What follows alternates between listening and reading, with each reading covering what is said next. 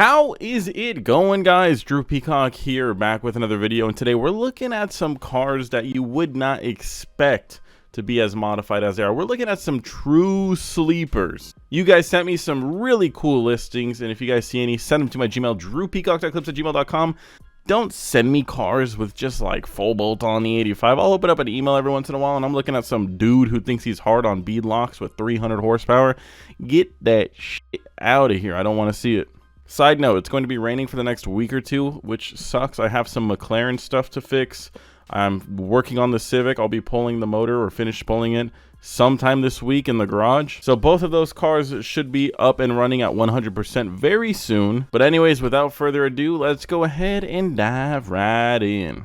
First car is a 1991 Toyota Supra, and it sold for $25,000. And you might be thinking, Drew, you said sleepers, dude. That is a Supra, dude. Do you not know what a Supra is, dude?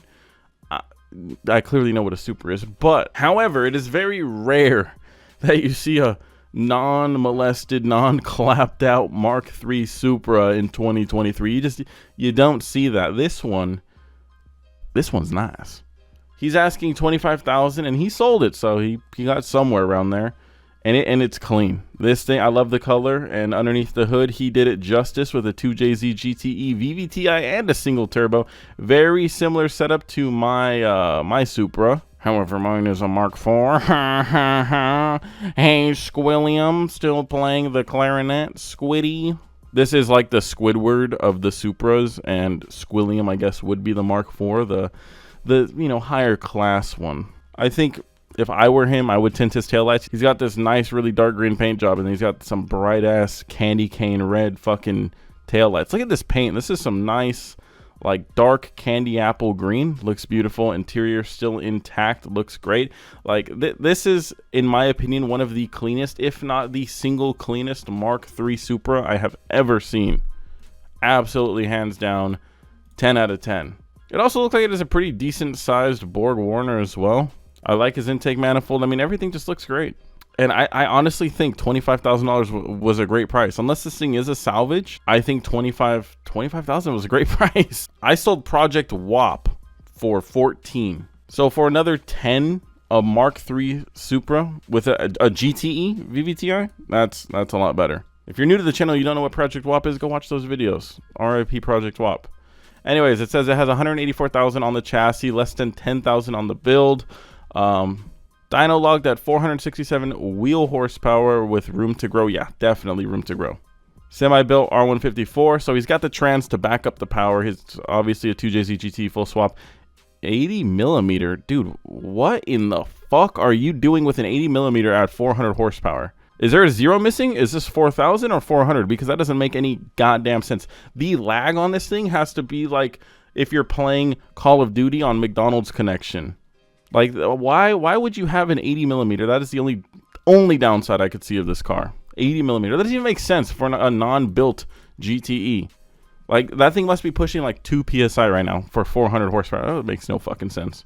It's a wrap. That's actually really good wrap then. Holy shit. Yeah, the only downside is the fucking size of the turbo, dude. That is just so stupid. I have a feeling he thought he was going to be making a lot more power or something. Something happened. There's something we don't know, because that doesn't make any damn sense. 80 millimeter, 400 horsepower. You barely need a 50 millimeter for that shit. That thing is so slow. Oh my god. Anyways, besides that, I think this thing is a great build, a great sleeper. It does have a lot of room to grow for sure. That turbo will do over 1,000 easily because 80 millimeters is fucking massive. Anyways, all right, let's move on. Next car is a 1985, and you look at this photo and you're thinking, oh, it's an 85 Corvette. This is an RX-7. This is a Mazda RX-7, the good old FB? I don't think it's an FC, right? The photos aren't the greatest, and the FB and the FC look sort of similar. I think this is a FB. Someone in the comment right now.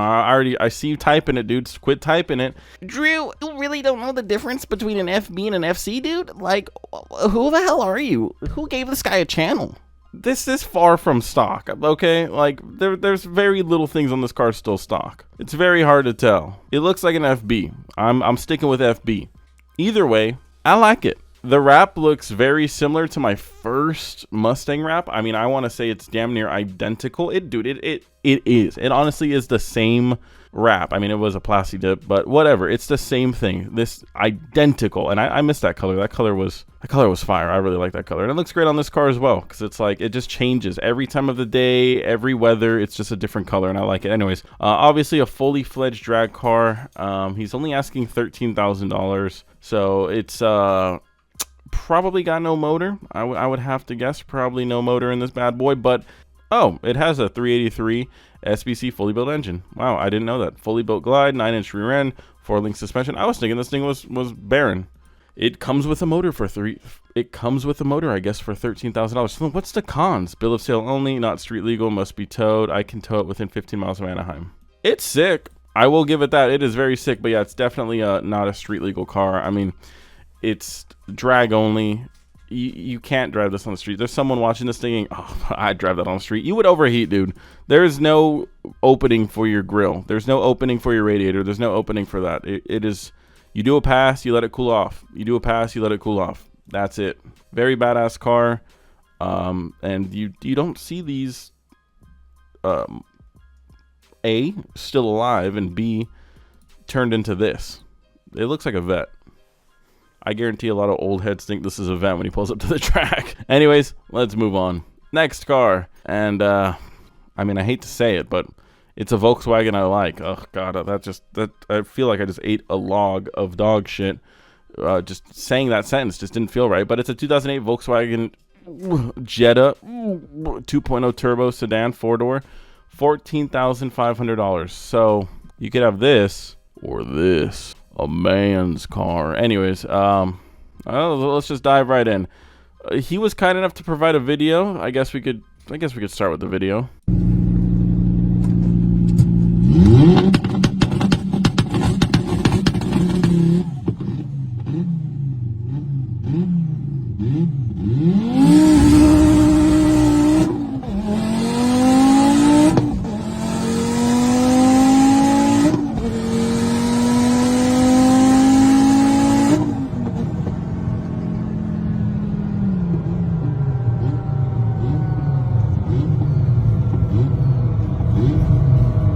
I mean, it's all right, I guess. I mean, like, yeah, like, I mean, it's all right, I guess, for a Jetta. I mean, I guess. All right, well, the car itself ain't half bad. I could be a man and admit it. It ain't half bad. Like, if I were to own a Jetta, I would hope it looks like this. It ain't that bad. I could get behind this Jetta. Exterior wise, obviously aftermarket wheels, big brake setup. It looks pretty much stock. I mean, it's lowered, but you know, it doesn't have a big giant carbon wing or anything stupid like that. Like it looks like if I saw this thing cruising besides the hood exit and the gigantic intercooler, I probably wouldn't bat an eye. Like if I'm pulling up behind this, I'm probably thinking to myself, if I'm being quite honest, I'm probably thinking, look at this idiot in a Jetta who thinks he's cool. And then when I see the hood exit, I'm like, oh, okay, yeah, this guy is kind of cool. This guy's probably had sex before. Let's read his description. That video was very entertaining. I will not lie. And underneath this hood doesn't look cheap. Definitely doesn't look cheap. So it's a 08 MK5. Dude, they stole the Supra name, the MK5. Wow, copycats. Anyways, now it's a MK5 GLI, 2.5 liter, 5-cylinder, 07K swapped, all-wheel drive, posting to see what interests and offers I get for my project car. Not in a rush to sell at all. So yeah, it's a freak of nature swap. I'm sure this thing is very fun. I mean, it honestly doesn't sound too bad of a price either. $14,500. I'm curious to see what else has been done to it. Like, I think if he were to actually like explain what's been done, horsepower wise, built, not built motor, like, you know, what are we talking here? Like, what's going on here? If you were to actually explain that, one, you'd save yourself time because you're gonna have to explain that shit to like 10 idiots now before one idiot buys it. And yeah, now like I'm just gonna move on to the next car that actually shows me what's going on. I like this, but you didn't tell me anything. Bye bye. Next car. 1991 Plymouth Laser RS turbo hatchback, $17,000. Is this? Nah, I guess the Supra was more expensive than this, but the Plymouth is more expensive than these two fucking shit boxes somehow. But $17,000. Apparently it has 300 miles on it, just cap 100%. Maybe 300 miles on the build. But let's take a look at this thing. So Plymouth It's one of those car manufacturers that not many people remember. Me, definitely not. I don't remember Plymouth like at all. And I mean, it's not for a good reason necessarily. Like, there were some decent Plymouth cars out there, but a lot of them were just reskins of other cars, it seemed. So yeah. Now, if you are going to own a Plymouth, A, look yourself in the mirror and really ask yourself if you want to own something that looks this ugly. And B, be ready to explain to everyone what the hell a Plymouth is, because not many people know what the fuck they are. Anyways, there's some things that he did to this car that obviously I like, and we'll get to that in a second. But let's start with the things I don't like. I don't like the tire lettering. Not a fan of that. I do like his engine bay. I am a fan of that. Is he watching anime right now? Or is that like a screensaver? He's got to be watching anime right now. I don't like his gauges set up on the passenger side, very far away. You definitely can't read that as a driver. I do like his like resto mod kind of take on the Plymouth. I do also like that he has somewhat of a filter on that turbo. I mean, it's just a turbo guard, but it's better than nothing. God, that is one ugly rear end.